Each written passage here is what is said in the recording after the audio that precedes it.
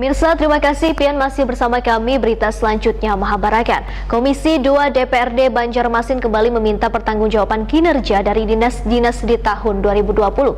Salah satunya adalah PDPAL Banjarmasin. Menurut Dirut PDPAL Banjarmasin merasa bersyukur lantaran secara target PDPAL Banjarmasin bisa memenuhi sesuai dengan program kerja yang dibuat di tahun 2020.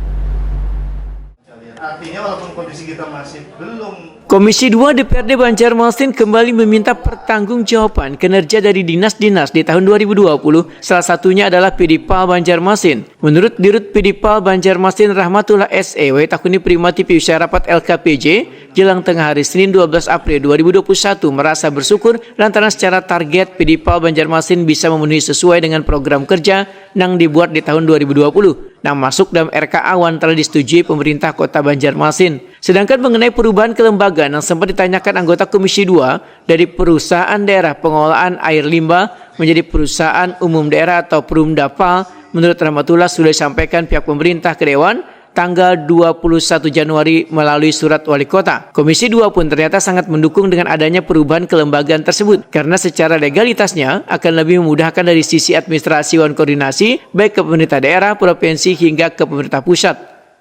Ya, secara legalitas kan kita sudah mengikuti peraturan pemerintah yang ditandatangani oleh Pak Jokowi tahun 2017 kemarin.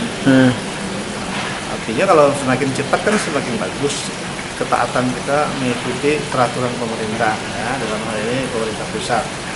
Nah, kemudian dari sisi koordinasi ke pusat juga lebih mudah karena legalnya kita sudah perumda, gitu kan. Rahmatullah menambahkan, dari sisi program jaringan, pelayanan berjalan dengan lancar, bahkan berupaya menambah pelanggan baik melalui sistem jaringan existing maupun dengan sistem mobile.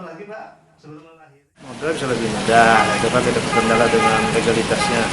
Kedua, kita juga dapat bantuan dari Kotaku, ya, program Kotaku itu di Kelurahan Kelayan Luar kan, ada pemasangan Kelayan Barat ya, ada pemasangan jaringan yang biaya APBN. Ini sekarang sedang dilaksanakan. Nah, kalau itu selesai, tentu saja itu sangat membantu. Pertama, pelayanan kita bertambah. Kedua, dari sisi tanggung jawab pemerintah dan kami sebagai operator usaha daerah bisa memberikan pelayanan kepada masyarakat, ya, tentang pengelolaan air limbah domestik. Pak, kalau sudah berubah perumda itu berarti segala pekerjaan dan apapun akan diserahkan langsung lah, Pak? Sebenarnya sekarang juga sudah langsung, tapi karena ada perubahan di 2017 peraturan pemerintahnya, maka secepatnya harus berubah menjadi perumda supaya legalitasnya itu bisa dipertanggungjawabkan. Rahmatullah berharap perubahan status kelembagaan PDPAL ini secepatnya bisa dilakukan agar legalitas pekerjaan dapat dipertanggungjawabkan.